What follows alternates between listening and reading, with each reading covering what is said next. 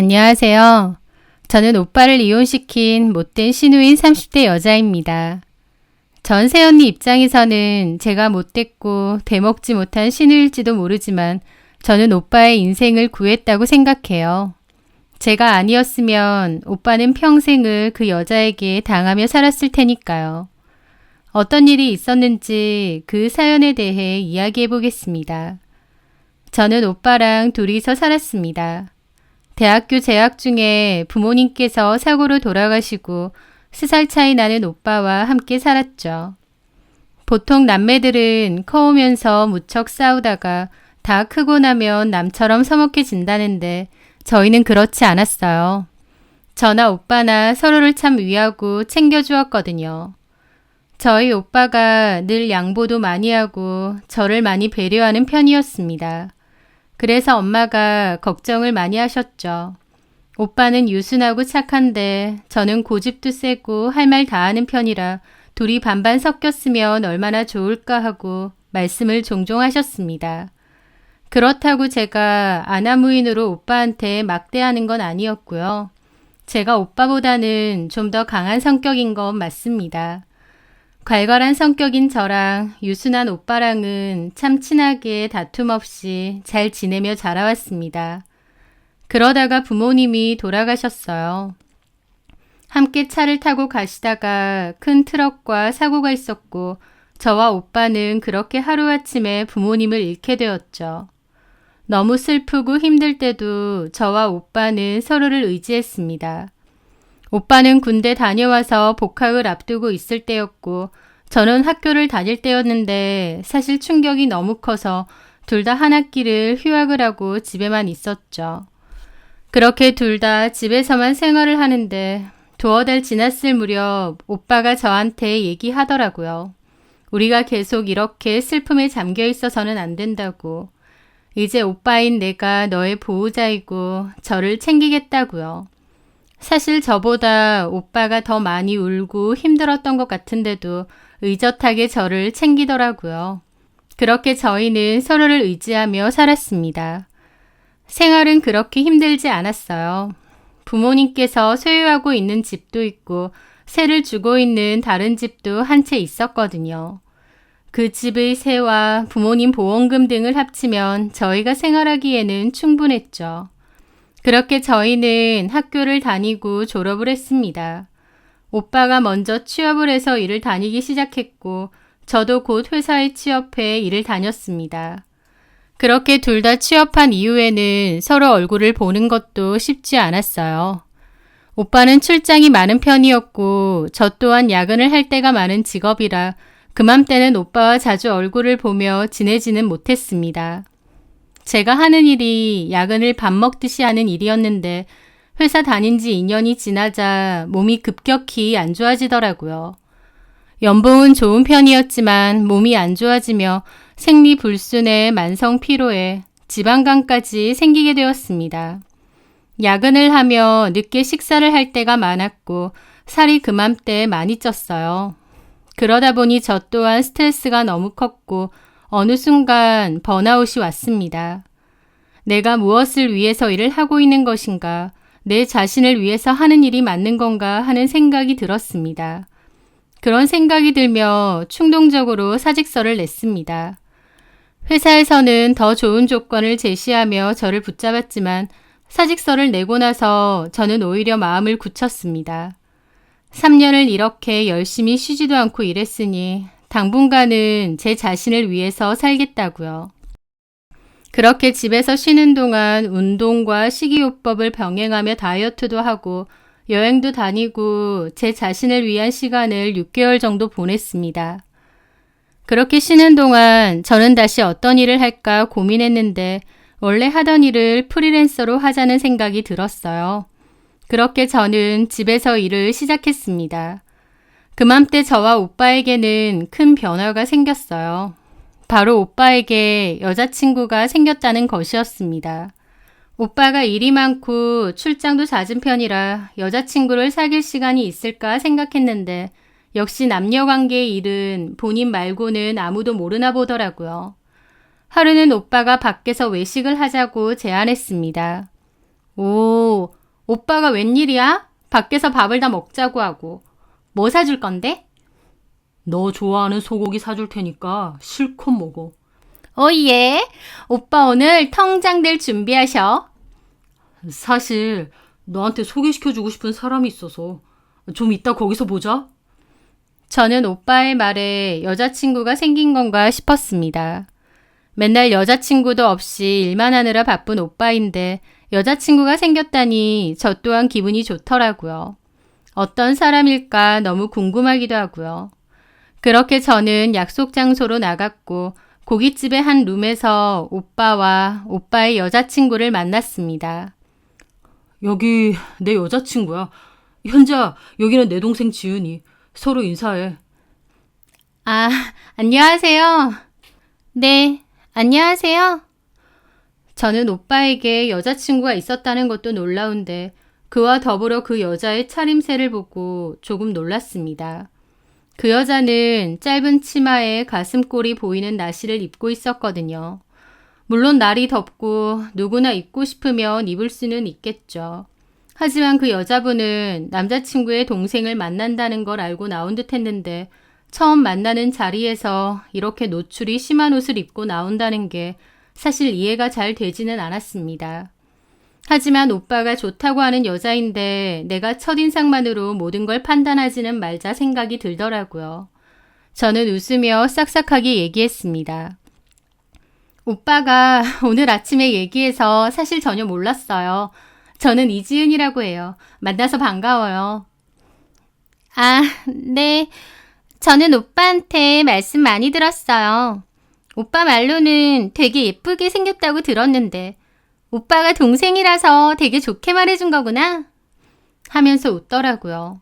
그 말을 들은 저는 좀 황당했습니다.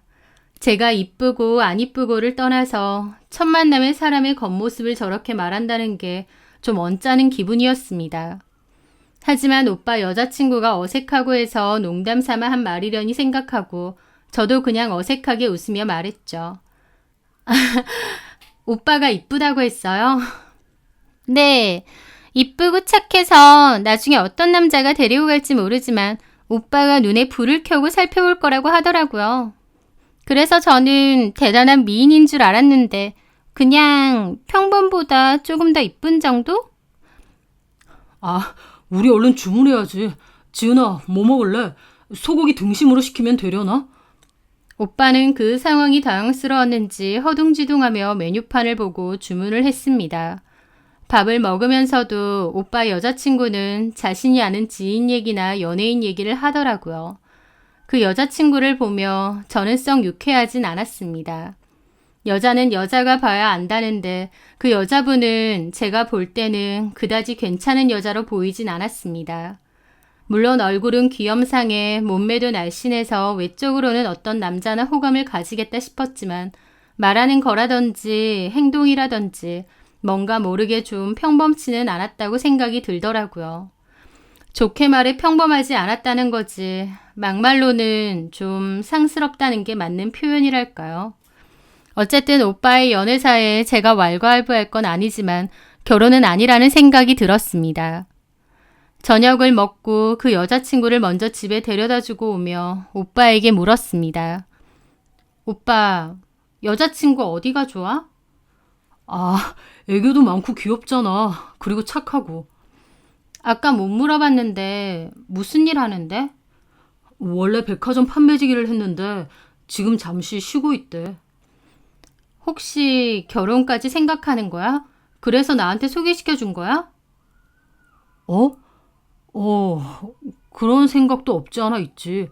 왜? 지은이 너는 별로야? 아, 너무 단호한 거 아니야? 여자는 여자가 보면 아는데 내가 볼 때는 뭔가 좀 별로야. 첫 만남에 내 얼굴 외모 평가하는 거며 식사할 때도 전혀 상관없는 사람 얘기 계속하고 별로 눈치도 좀 없는 것 같고 뭔가 좀 그렇던데.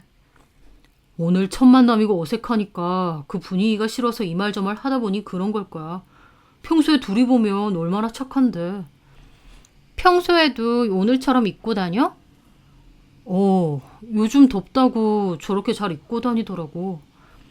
오빠가 지금은 좋다니까 나도 더 이상 별말 안 하는데 결혼은 좀 시간을 두고 진지하게 생각하는 게 좋을 것 같아.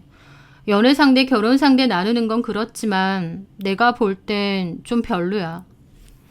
오빠는 제 말에 알겠다며 고개를 끄덕이긴 했지만 딱히 제 말을 들을 것처럼은 안 보였어요. 그 후에 오빠에게 들어보니 오빠 여자친구는 할머니 손에서 자랐다고 했습니다. 엄마 아빠가 이혼하셨는데 두 분 다 오빠 여자친구를 맡으려 하지 않았대요. 그래서 할머니 손에 자라다가 25살 때 할머니가 돌아가시고 혼자 산다고 하더라고요. 그런 얘기를 들으니 좀 짠한 마음도 들긴 했지만 그건 인간 대 인간으로서 그런 거고 오빠의 짝으로는 여전히 마음이 열리지 않았습니다. 하지만 제 마음과는 상관없이 그 여자는 저의 새언니가 되었습니다. 왜냐면 새언니가 임신을 했거든요. 임신을 하고 얼마 되지 않아 저희 집에 같이 살게 되었습니다.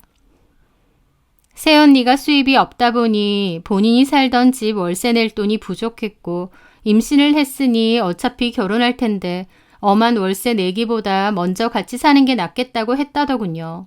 오빠도 동의했고요. 저한테 양해를 구하는데 솔직히 좋은 마음은 아니었지만 지금 상황에서는 어쩔 수 없다고 생각해 알겠다고 했습니다. 그맘때 오빠가 장기 출장을 가게 되어서 혼인신고는 아이 태어날 때 같이 하기로 했고 결혼식도 그 이후로 한다더군요.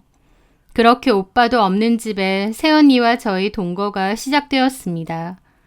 저는 낮 시간에 주로 제 방 컴퓨터로 일을 하기 때문에 새언니와 크게 마주칠 일은 없었습니다.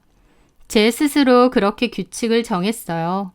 9시부터 5시까지 특별한 일이 있지 않은 이상은 집중해서 일만 하는 시간으로요. 그렇게 하지 않으면 리듬이 깨져 일을 하는 것도 쉽지 않고 휴식 시간과 일하는 시간 모두 지장을 받을 것 같아서였습니다. 그렇게 일을 하고 있으면 새언니는 심심한지 제 방에 종종 들어왔어요. 특별한 용건이 있는 것도 아니고 그냥 앉아서 주저리 얘기를 하는데 한두 번은 저도 이야기를 들어줬죠. 사실 새언니가 그렇게 들어오면 저는 하던 일을 멈출 수밖에 없었습니다. 아무리 프리랜서로 일을 해도 일을 보내줘야 되는 시간이라는 게 있어서 급할 때도 많은데 새언니가 와서 얘기하고 있는데 무시하고 일을 할 수도 없으니 그냥 어정쩡하게 앉아서 얘기를 들어주곤 했죠. 일해야 되니 나가달라는 식으로 애둘러 얘기를 해도 새언니는 본인 얘기만 계속했어요. 그게 조금 곤란하긴 했지만 그래도 이해했습니다. 임신을 해서 몸도 평소 같지 않을 거고 호르몬 영향 때문에 감정도 오르락 내리락 한다는 말을 결혼한 친구한테 들은 적이 있었거든요. 오빠도 없는 집에서 심심하니까 나한테라도 얘기하려고 하나 보다 그렇게 생각했죠. 그런데 새언니는 날이 갈수록 제 방에 수시로 들어왔어요. 게다가 오면 제 물건들을 살펴보며 이건 얼마냐, 이건 어디서 샀냐, 이건 왜 이런 색으로 산 거냐 등등 얘기를 하는데 일을 하는데 너무 방해가 되더라고요. 그래서 참다 하루는 새언니에게 말했죠. 저기 언니, 죄송한데 제가 일할 때는 일에만 좀 집중을 해야 돼서요. 특별한 용건 아니시면 나중에 말씀하시면 안 될까요? 제 딴에는 최대한 웃으면서 얘기를 했습니다. 애둘러 말하니 못 알아듣는 것 같아서 나름 직접적으로 말을 했죠. 그런데 새언니는 제 말에 민망하고도 화난 표정을 짓더니 아무 대답 없이 방문을 쾅 닫으며 나가더라고요. 저는 그때 급한 일을 처리 중이기도 하고 나가서 딱히 할 말도 생각나지 않아 일단은 그냥 일에 몰두했습니다. 그런데 그날 저녁 출장 간 오빠한테서 연락이 왔어요. 아까 현지가 울면서 전화가 왔던데 네가 뭐라고 심하게 말했다며? 뭐? 아까 낮에 나 일하는데 새언니가 들어와서 물건 만지면서 이건 얼마냐 저건 뭐냐 하길래 나 일해야 되니까 나중에 말하면 안 되겠냐 한 것뿐이야. 너도 참 그거 대답해 주는데 시간 얼마나 된다고 사람 무한하게 그렇게 말한 거야. 아니 오빠, 내가 아까 얼마나 바빴는지 알아? 그래, 너도 일하느라 바쁘겠지. 그치만 현지 딴에도 너랑 친해지고 싶어서 일부러 말 걸려고 한 건데 네가 그렇게 말해서 너무 놀라고 상처받았대. 그래서 오후 내내 방에서 울었다더라. 그 말을 들은 저는 조금 미안한 마음이 들었습니다. 제 딴에는 좋게 말했다 생각했는데 의도와 달리 너무 차갑게 말을 한 건가 싶기도 했거든요. 저는 오빠에게 알겠다고 새언니한테 가서 잘 말해보겠다고 하고 전화를 끊었습니다. 제가 거실로 나가자 새언니는 TV로 개그 프로를 보며 깔깔 웃고 있었습니다. 내내 울었다더니 그런 모습은 전혀 보이지 않았어요. 하지만 일단 마음이 상했다고 하니 나도 사과를 하자 싶었습니다. 저기 새언니. 그런데 제가 말을 거는데 새언니는 제 말은 들리지도 않는다는 듯이 TV를 보더라고요. 저는 못 들었나 싶어서 다시 얘기했죠. 저기 언니, 아까 제가 그렇게 말한 거 미안해요. 일이 너무 많고 급해서 그렇게 말했는데 생각해보니 너무 차갑게 말한 것 같더라고요. 그런데 그 말에 새언니는 저를 쳐다보며 아니에요. 됐어요. 나도 더 이상 아가씨한테 말 안 걸 거니까 그냥 이렇게 지내요. 라고 찬바람 쌩쌩 불며 대답하는 겁니다. 기분이 많이 상했구나 싶어서 다시 사과했죠. 언니, 아깐 제가 죄송했어요. 그러니까 됐다니까요? 제 사과에도 새언니가 그렇게 말하자 저도 무안하고 기분이 확 상하더라고요. 그리고 일단은 더 말을 하는 게 도움이 되지 않는다는 생각이 들었고 발길을 돌려 방으로 들어가려 했습니다. 그런데 제 뒤통수에 대고 새언니가 혼잣말을 하더라고요. 아니, 지가 잘났으면 뭐가 그렇게 잘났다고 사람을 개무시해? 아, 짜증나. 저는 그 말을 듣고 깜짝 놀라 뒤돌아서 물었습니다. 언니, 지금 뭐라고 하셨어요? 지금 그 말 저한테 한 거예요? 아니요. 그냥 혼잣말 한 거예요. 신경 끄세요. 라며 인상을 확 구기는데 저는 새언니의 모습을 보고 정말 놀랐습니다. 기분은 너무 상했지만 여기서 제가 더 뭐라고 하면 싸움밖에 더 되겠나요? 일단은 저도 입을 다물고 방으로 들어갔죠. 그런데 그게 시작이었습니다. 그날 이후부터 새언니는 혼잣말을 하듯이 저를 두고 나쁘게 말하는 일이 종종 있었고 저도 참다 못해 따지기도 했죠. 하루는 제가 분식을 시켜 먹는데 새언니도 먹을 거냐고 물었습니다. 사이는 안 좋았지만 그렇다고 음식 배달시킬 건데 치사하게 굴고 싶지는 않았거든요. 새언니는 안 먹는다고 했고 저는 제 걸 시켜 먹었습니다. 그런데 그날 저녁 오빠한테서 또 연락이 왔어요. 지은아, 너 정말 너무한 거 아니야? 오랜만에 전화해서는 갑자기 무슨 소리야? 너 현지랑 둘이 지내면서 왜 그렇게 각박하게 굴어? 어떻게 음식 시켜 먹으면서 같이 먹을 거냐고 묻지도 않고 혼자서 그렇게 먹냐고. 저는 진짜 어이가 가출할 정도로 어이가 없었습니다. 새언니가 그렇게 말해? 오빠, 내가 언니한테 먹을 거냐고 물었는데 언니가 안 먹는다고 했어. 그래서 나 혼자 먹은 거고. 현지 말로는 네가 현지 계속 무시하고 말도 못되게 한다고 현지가 속상하다고 울면서 전화하더라. 네가 현지 맘에 안 들어하는 건 알지만 애 가진 사람한테 너무한 거 아니야? 오빠는 제 말을 믿지 않았어요. 아무리 제가 상황을 설명해도 오빠한테는 불쌍한 새언니와 구박하는 시누이 그 자체였습니다. 저는 너무 답답했어요. 지금 오히려 냉대를 받고 눈치 보는 건 나인데 그럼에도 임신했는데 스트레스 주지 말자 싶어서 제 나름 하고 싶은 말을 다 눌러 삼킨 저였는데 새언니는 오빠한테 저를 나쁜 사람으로 말하고 있었던 겁니다. 그 일 외에도 이상한 일은 또 있었습니다. 하루는 제 지갑에 있던 돈이 없어졌어요. 분명 5만원짜리 2장과 만원짜리 몇 장이 있었는데 5만원짜리 한 장이 사라져 있었습니다. 주로 카드를 쓰는 터라 지폐는 사용할 일이 없는데도 없어져서 의아했는데 그 순간 혹시 새언니가 가져갔나 싶었어요. 왜냐면 저희 집에는 저랑 새언니밖에 없고 지갑은 제 책장에 잘 올려두거든요. 지폐는 아예 건들 일이 없고요. 하지만 괜히 남을 의심하는 건 안 되기에 내가 좀 더 주의하자 싶어 조심을 했습니다.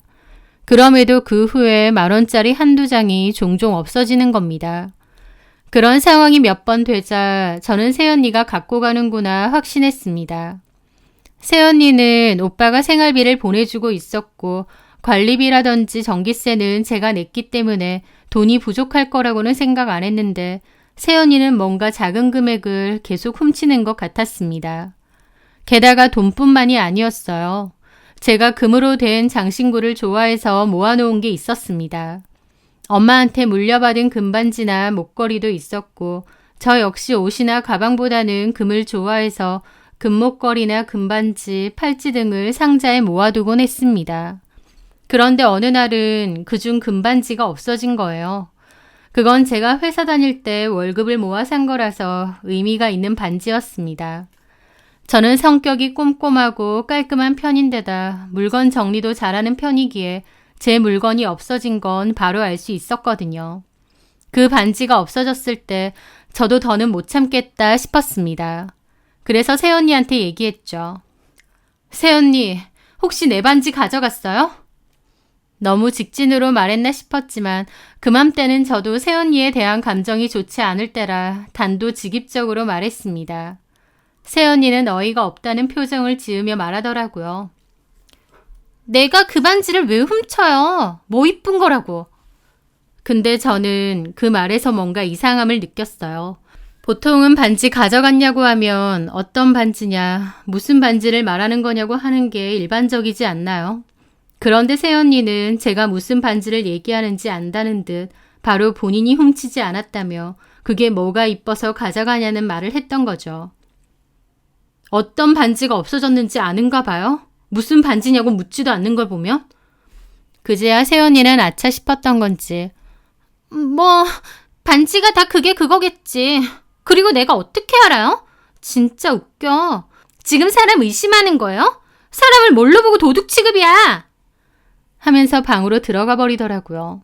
저는 어색하게 화를 내는 모습을 보고 새언니가 범인이라고 확신했습니다.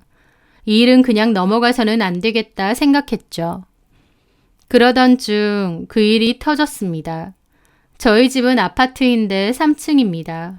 그래서 엘리베이터보단 계단을 많이 이용하는 편이었어요. 짐이 많을 때나 너무 피곤할 때는 엘리베이터를 이용하고요. 그날은 제가 장을 잔뜩 봐서 엘리베이터를 타려는데 하필 엘리베이터가 제일 꼭대기 층에 서서 안 움직이는 거였어요. 누가 이사라도 가는 건지 택배가 걸린 건지 한참 기다려도 움직임이 없길래 그냥 걸어가자 생각하며 계단을 올라갔습니다. 그런데 그때 마침 내려오던 새언니와 마주쳤어요. 저도 그때 새언니와 사이가 너무 안 좋은 데다 새언니가 내 물건까지 훔쳐갔다 생각하니 상대도 하기 싫어 무시하고 그냥 지나가려 했죠. 그런데 새언니가 길을 막으며 시비를 걸더라고요. 뭘 이렇게 많이 사온대? 돈 많은가 봐. 저는 대답하지 않고 지나가려는데 저를 잡으며 얘기하더라고요. 이렇게 처먹으면 살쪄. 너 한때 70kg 넘게 나가는 돼지였다며? 운동해서 살 빼면 뭐해. 이렇게 먹으면 금방 70kg, 80kg 된다? 지금도 별론데 살 더 찌면 진짜 어쩔 거야? 새언니는 오빠한테 제가 회사 다니면서 한때 살이 쪘던 얘기를 들은 모양이었습니다. 너무 기분이 나빴지만 들고 있는 짐도 무겁고 더 이상 상대를 하기도 싫었습니다. 그런데 제가 무시하며 계단을 올라가려는데 뒤로 우당탕 소리가 나서 돌아보니 새언니가 계단 아래로 굴러떨어져 있었습니다. 갑자기 새언니가 계단 밑으로 구른 거였고 새언니는 배를 감싸쥐고 바닥을 구르더라고요. 저는 너무 놀랐고 바로 119에 신고를 했습니다. 그리고 언니와 구급차로 병원에 갔죠. 하지만 그날의 사고로 새언니는 유산을 하게 되었습니다. 그날 오후 오빠는 급하게 병원으로 달려왔어요. 그리고 저한테 자초지종을 들었죠. 오빠도 망연자실했지만 본인이 발 헛디뎌서 계단에서 자빠진 건데 어떻게 하겠나요? 어쩔 수 없는 불의의 사고라고 생각했습니다. 저도 새언니가 얄미운 것과는 별개로 그런 사고가 생긴 게 너무 안타깝더라고요. 마음이 너무 안 좋았고 새언니가 병원에 좀 있어야 했기에 제가 짐을 가져다 주겠다고 했습니다. 그래서 집에 가서 짐을 챙겨왔어요. 아이를 잃었으니 상심이 얼마나 클까 한숨이 절로 나오더라고요. 그리고 언니 짐을 들고 병실에 들어섰을 때였습니다. 갑자기 오빠가 화가 잔뜩 난 얼굴로 달려오더니 다짜고짜 제 뺨을 치더라고요. 저는 너무 놀라서 들고 있던 짐을 떨어뜨리고 어안이 벙벙해서 오빠를 쳐다보았습니다. 네가 어떻게 그럴 수가 있어? 네가 어떻게? 오빠는 분노로 몸을 부들부들 떨며 저에게 그렇게 말을 하는데 저는 너무 황당하고 기막히기만 했습니다. 오빠가 왜 화를 내는지, 왜 내 뺨을 때린 건지 도무지 이해할 수 없었으니까요. 그게 무슨 소리야? 그런데 오빠가 하는 말은 그야말로 청천벽력 같은 소리였습니다. 네가 계단에서 세연이 밀쳤다며? 헐, 진짜 헐 소리가 절로 나오더라고요. 사람한테 누명을 씌워도 유분수지 이건 정말 말도 안 되는 소리였습니다. 제가 미쳤나요? 임산부인 사람을 계단에서 밀치다니. 새언니가 저를 먼저 조롱하고 시비를 털었지만 저는 분명 무시했고 먼저 올라갔습니다. 그런데 뒤에서 자빠지는 소리가 들렸고 돌아보니 새언니가 굴러 떨어진 거였어요. 새언니와 저는 팔끝도 스치지 않았어요. 그런데 제가 밀었다니요. 그게 무슨 소리야? 내가 새언니를 왜 밀어? 그런데 뒤에서 새언니는 가증스럽게도 울고 있더라고요. 아무리 내가 미워도 그렇지 어떻게 그래요? 사람이 어떻게 그럴 수가 있어요? 차라리 나한테 뭐라고 하죠. 우리 콩아리는 어떡하려고.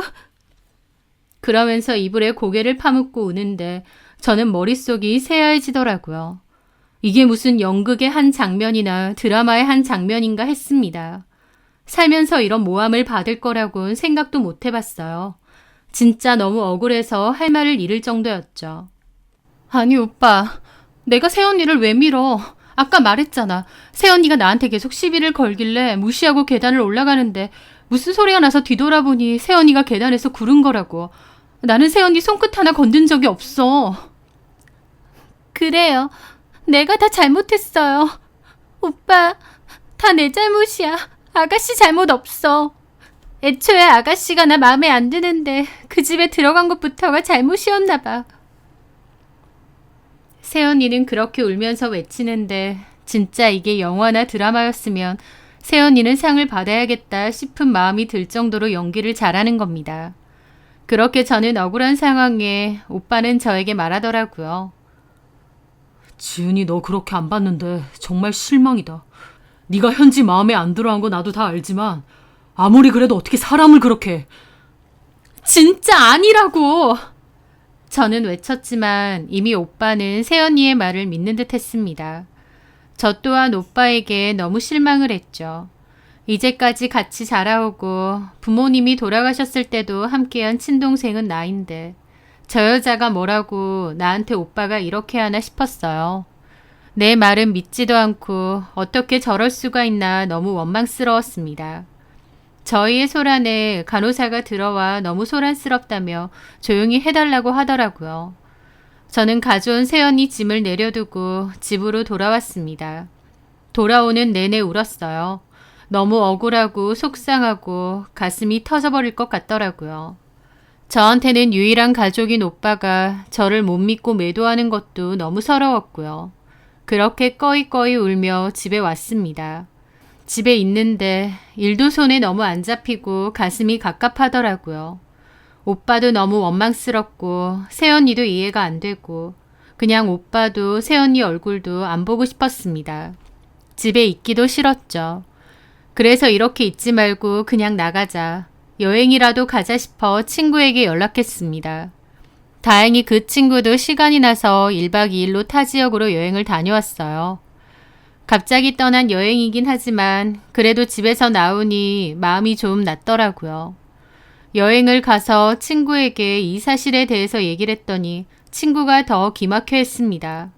보통 여자가 아니라고 하면서 그 여자가 저를 쫓아내려고 그러는 거 아니냐고 하더라고요. 그런데 친구 말을 들어보니 그럴 수도 있겠다 싶었습니다. 오빠랑 둘이 살고 싶은데 제가 방해꾼이라고 생각하는 건가 싶기도 했죠. 그거 아니면 새언니의 행동이 이해가 안 됐어요. 그리고 만약 그래서 나한테 모함을 씌운 거라면 나도 이렇게 호락호락 당하고만 있어서는 안 되겠다 생각했죠. 저는 집에 가자마자 관리 사무실로 가서 CCTV 영상을 좀 볼 수 있냐고 했습니다. 관리사무소 직원은 볼 수는 있지만 각도가 제가 원하는 계단이 안 나올 거라고 하더라고요. 그때 새언니가 넘어진 계단이 1층 계단이었기에 잘만 하면 증거를 찾을 수 있을 거라 생각했는데 하필 아파트 CCTV는 그쪽을 향하고 있지 않았습니다. 그런데 문득 생각이 나더라고요. 저희 아파트 현관 앞에 늘 주차되어져 있는 차량이요. 저희가 그 집에 산 지 오래돼서 그런지 저희 집 주변 차량은 저도 대충 눈에 익어 아는 편인데 저희 집 앞에 꼭 차 한 대가 그 자리에 잘 주차되어 있는 편이었습니다. 화단 때문에 정면 주차를 해야 되다 보니 오며 가며 늘 보는 그 차량을 보며 이 자리를 완전 혼자 독차지하는구나 생각을 종종 했었거든요. 그 자리가 다른 자리보다 좀 넓은 편이라 그 차가 주로 주차되어 있고 그 차가 나갈 때는 와이프 차를 주차해 놓더라고요. 평소에는 보면서 좀 밉상이라고 생각했는데 그때는 그 생각이 번쩍 들자 너무 잘됐다 싶었습니다.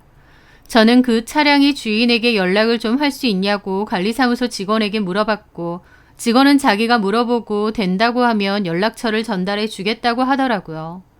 저는 꼭 좀 부탁한다고 말하고 집에 와서 기다리는데 얼마 지나지 않아 연락이 왔습니다. 저는 자초지종을 대략 설명하고 혹시 영상이 남아있는지 물어봤어요. 다행히 그 영상이 지워지지 않고 남아있어 볼 수 있었습니다. 거리가 좀 있는 편이라 엄청 자세하게는 아니지만 천만다행으로 그날의 진실은 확인할 수 있었습니다. 새언니가 내려오다가 발을 헛디디며 혼자 넘어지는 게 분명히 찍혀 있었거든요. 그 영상을 보며 그 차주분도 억 하고 놀라시더라고요. 자기 차에 그런 게 녹화되어 있으니까요. 저는 그렇게 그분으로부터 영상을 전달받을 수 있었습니다. 얼른 가져가서 억울함을 풀라고 하더라고요. 그 아저씨께 감사함을 전하고 저는 집으로 왔습니다. 그리고 저는 새언니가 지내고 있는 안방으로 들어가 방을 뒤지기 시작했습니다. 새언니가 들고 간 것 같지만 증거가 없어서 참고 있었던 제 물건들을 찾아야겠다 싶었거든요. 그러다 한 가방 주머니에서 제 반지를 찾아냈습니다. 진짜 기가 차더라고요. 게다가 그 외에도 제가 잘 쓰지 않는 새 립스틱과 향수도 찾았습니다. 색깔이 독특해서 잘 쓰지 않고 서랍에 넣어두었는데 다른 가방 파우치 안에 있더라고요. 향수도 친구가 선물해줬지만 그다지 뿌리지 않았던 건데 그 파우치 안에 같이 있고요. 그걸 보는데 헛웃음이 났습니다. 완전 상습범이구나 생각이 들자 제 돈이 없어졌던 것도 새언니가 한 짓이라고 확신하게 되었습니다. 어디 두고 보자. 퇴원해서 나오면 나도 가만히 있지 않겠다 생각했어요. 그렇게 다음날 새언니는 오빠와 퇴원을 해서 왔습니다. 다 뒤집어 엎을 생각을 하니 괜히 긴장이 되고 손에 땀이 나더라고요. 하지만 나에게는 증거가 있고 내가 할 말을 어젯밤부터 계속 곱씹으며 생각했으니 다 잘 될 거라고 생각했습니다. 집에 들어온 새언니와 오빠는 냉랭했어요. 새언니는 불쌍한 표정을 지으며 오빠에게 기대에 들어오더라고요. 그러면서 저를 보자마자 하는 말이 오빠, 나 무서워. 이 집에서 또 아가씨랑 둘이 있어야 되는 거야? 오빠 이제 가버리면 나 어떡해. 오빠는 그런 새언니를 안쓰럽게 쳐다보더라고요. 아니야. 내가 지은이한테 잘 말해볼게. 지은아, 너 나랑 얘기 좀 하자. 저는 거기다 대고 당당하게 말했습니다. 그래 말해. 나도 할 말 있으니까. 그러자 오빠가 황당한 말을 하더라고요. 현지가 너랑 지내는 게 너무 불편하대. 근데 아직 몸조리도 해야 되고 네가 당분간 나가 사는 게 어떨까?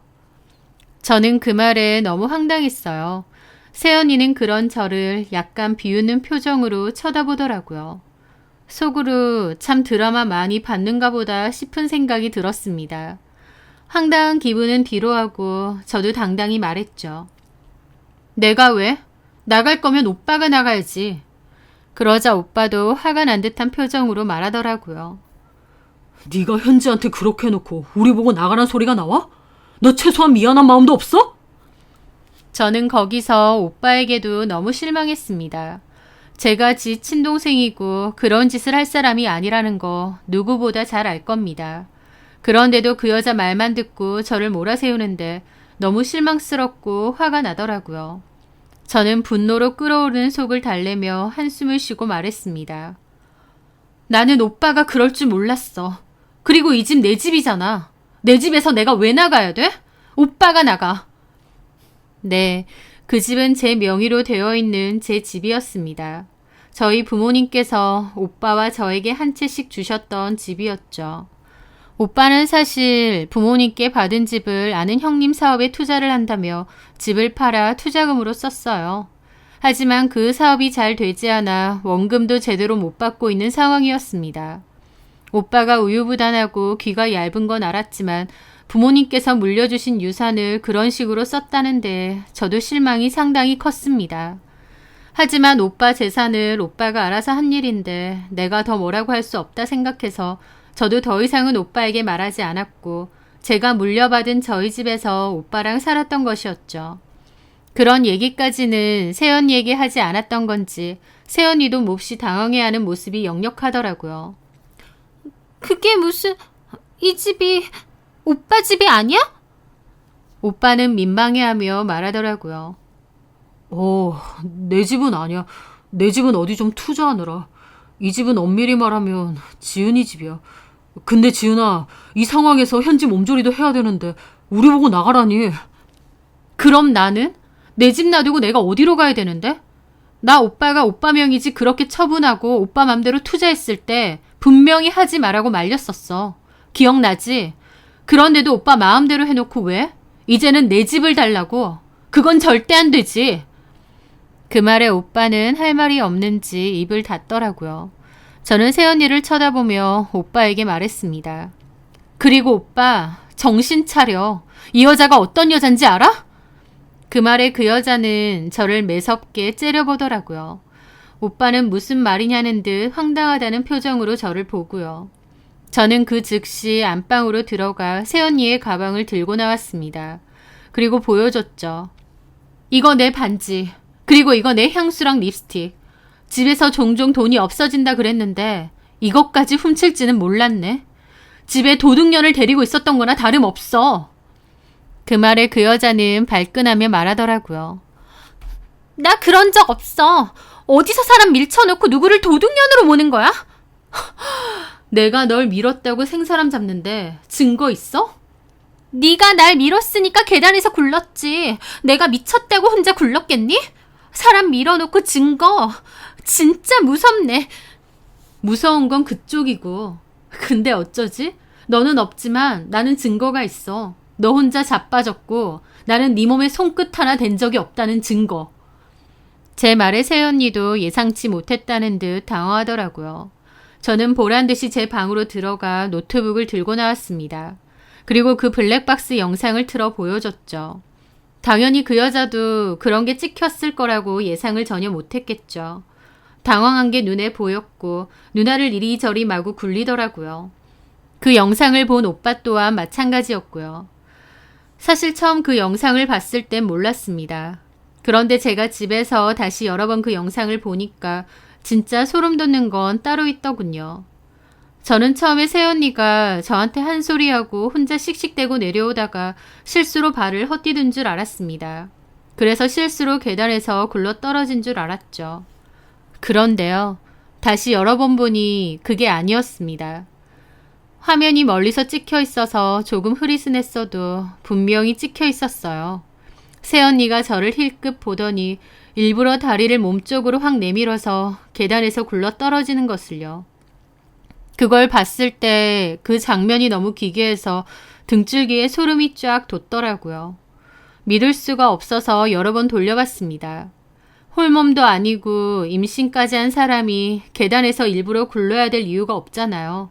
보통은 더욱 조심해야 하고요. 그런데 분명 새언니는 저를 한번 노려보고 일부러 몸을 확 쏟아서 넘어진 게 찍혀 있었어요. 저렇게 되면 유산도 유산이지만 본인까지 심각하게 다칠 수도 있는 거잖아요. 그런데 도대체 무슨 생각으로 저런 위험한 짓을 한 건지 충격 그 자체였죠. 저는 오빠에게도 얘기했습니다. 직접 보라고요. 오빠가 보기에도 이게 실수로 넘어진 건지 아니면 새언니 스스로 넘어진 건지요. 오빠 역시 너무 놀란 표정으로 그 화면을 여러 번 재생시켜 보더라고요. 그 여자는 옆에서 어찌할 바를 모르고 서 있었고요. 오빠는 넋이 나가서 새언니에게 물었죠. 이게 뭐야? 왜 이런 짓을 벌인 거야? 누가 봐도 네가 스스로 넘어지는 거잖아. 아니야. 말도 안 되는 소리야. 내가 왜 그런 짓을 해. 발을 헛디딘 거야. 지은이가 밀었다며. 분명 지은이가 뒤에서 앙심을 품고 너를 떠밀었다며. 나도 너무 놀랐고 순간 그런 줄 알았어. 아가씨가 나 민 줄 알았다고. 지금 영상 봐서 나도 당황했어. 이제 와서 생각해보니까 내가 발을 실수로 헛디딘 것 같아. 네가 지금 보고도 그런 말이 나와? 이게 무슨 실수야? 네가 의도적으로 멈췄다가 확 앞으로 넘어진 거잖아. 아니 오빠, 무슨 말도 안 되는 소리야. 이거 영상이 이상해. 아가씨가 뭐 좀 만진 거 아니야? 아가씨 컴퓨터 잘 다루잖아. 그 여자는 횡설수설 어떻게든 빠져나가려 했지만 증거가 이렇게 나와 있는데 무슨 말을 더 할 수 있겠나요? 저희 오빠도 충격받아서 멍해져 있었고 새언니는 아무 소리나 막 짓거렸습니다. 오빠, 아니야. 저거 내가 아니야. 내가 왜 그렇게 했겠어. 나 일부러 그런 거 아니야. 믿어줘. 오빠는 나 믿어줘야지. 오빠는 큰 충격을 받은 모습으로 아무것도 들리지 않는다는 듯 있었습니다. 저는 그 여자에게 말했죠. 지금 당장 네 짐 챙겨서 나가. 지금 나가지 않으면 나는 경찰에 도둑이 들었다고 신고할 거고 네가 벌인 이 자작극도 다 신고해버릴 거니까. 그 여자는 제 말에 울면서 저를 노려보더라고요. 그 표정이 좀 섬뜩하긴 했는데 어쨌든 그 소름 끼치는 여자와 더 같이 있고 싶지 않았습니다. 그 여자는 제 말을 무시하고 가만 앉아 있었는데 오빠가 말하더라고요. 나가. 오빠, 나가라니. 왜 이래? 나 네 얼굴 못 보겠다. 나가. 오빠는 충격으로 몸까지 부들부들 떨더라고요. 오빠의 단호한 눈빛에 결국 그 여자도 울면서 짐을 챙겨 나갔습니다. 오빠는 그 여자가 나가는 중에도 넋이 나갔어요. 그 여자 말만 철석같이 믿었을 텐데 오죽 넋이 나갔을까 싶더라고요. 저는 오빠에게 나지막히 말했습니다.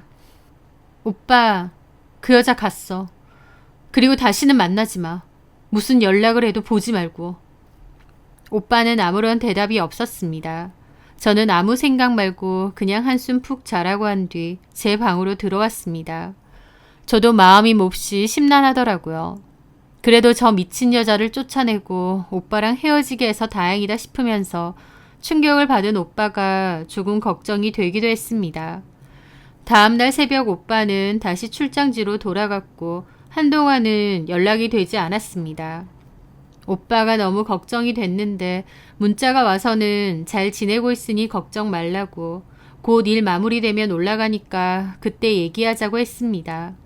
그렇게 2주 정도 뒤에 오빠가 출장을 마치고 올라왔고 오빠랑 식탁에 마주 앉았습니다.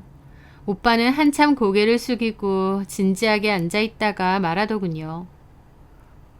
지은아, 내가 미안하다. 너 의심해서.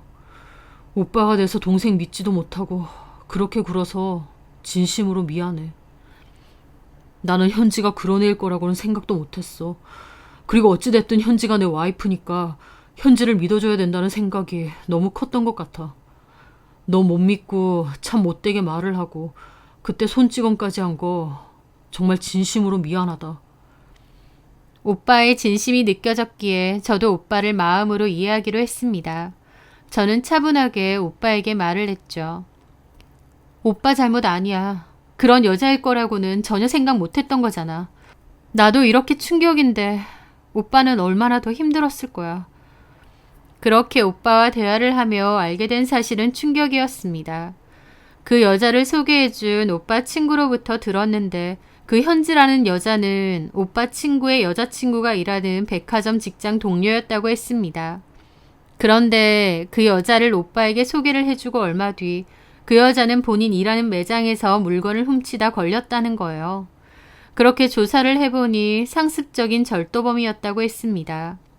그 매장에서는 그래도 함께 일한 정이 있으니 신고는 하지 않고 그냥 그 여자가 그만두는 걸로 조용히 마무리를 했다고 하더군요. 그 이후로 오빠와 만남을 가진 거였고요. 알고 보니 이 남자 저 남자 만나기도 많이 만나는 여자라고 하더라고요. 그러다 임신을 했는데 그게 오빠인지 아니면 다른 남자의 애인지도 모르는 상황이라고 했습니다. 그 오빠 친구의 여자친구 말이 아마 누구인지 모르는데 그맘때 외국인 많이 다니는 클럽에 주로 다녔고 외국인과도 관계를 했다고 자기한테 자랑하듯이 말하더라. 본인조차도 애아빠가 누군지 정확히는 몰랐다고 했습니다. 그래서 아마 뱃속의 아이가 저희 오빠 아이가 아닐 수도 있고 자신의 문란했던 행동이 탄로날까봐 그런 행동을 했을지도 모른다는 거예요. 제가 떠밀어서 유산했다고 하면 눈엣 가시 같은 저도 치워버리고 애아빠가 누구인지 정확히 몰랐던 뱃속의 아이도 같이 지울 수 있으니까요. 와, 그 얘기를 듣는데 사이코패스인가 싶고 너무 무서운 겁니다. 입이 다물어지지 않을 정도였죠. 그리고 애초에 소개해줬다는 그 백화점 직장 동료도 너무했던 게 괜히 사실대로 말했다가 자기까지도 문제 생길까봐 입을 다물고 있었대요. 그러다가 일이 생긴 이후 이실직고를 한 겁니다. 사실은 백화점을 그만둔 게 아니라 절도로 잘린 거고 남자 관계가 문란했던 여자라고요. 모글이 송연해진다는 게 무슨 말인지 알겠더라고요. 등줄기가 오싹한 겁니다. 제 상상 이상으로 미친 여자였고요. 이미 충분히 별일 다 겪긴 했지만 더 엮였으면 무슨 사달이나도 나겠구나 싶은 생각마저 들더군요. 저는 이제 진실을 모두 알게 되었으니 더 이상 그 여자 생각하지 말고 잊으라고 했고 오빠도 알겠다고 하며 고개를 끄덕였습니다. 오빠는 한동안 그 일로 힘들어했지만 시간이 약이라고 점차 시간이 흐르면서 다시 저희 오빠의 모습으로 돌아오더라고요. 그 이후로 저는 여전히 프리랜서로 집에서 일을 하고 있고 오빠도 바쁘게 생활을 하고 있습니다. 그 여자에 관한 얘기는 일절하지 않죠. 앞으로 오빠가 어떤 여자를 만날지 결혼을 할지는 모르겠지만 이번 일로 인해 오빠가 좀 더 여자 보는 눈을 키웠으면 좋겠다는 생각이 드네요. 더불어 친동생이 진심으로 걱정하는 말을 좀 더 믿어주면 좋겠다는 생각도 들고요. 오빠나 저나 서로를 가장 걱정하고 잘 되길 바라는 가족이니까요. 지금은 이렇게 허심탄회하게 말할 수 있지만 그때 당시에는 정말 힘들고 스트레스도 많이 받았어요. 오해 산 게 너무 억울하기도 했고요. 하지만 그래도 오빠를 생각하면 그렇게 끝나서 다행이고 또 오빠가 그나마 혼인신고와 결혼식을 안 한 게 어디냐 싶기도 합니다. 또 그런 미친 여자가 그나마 알아서 떨어져 나간 게 다행이구나 싶기도 하고요. 언젠가는 오빠가 됐든 제가 됐든 본인의 가정을 꾸려서 각자 살게 되겠지만 그 전까진 서로 의지하며 잘 살아야겠습니다. 제 사연 들어주셔서 감사합니다.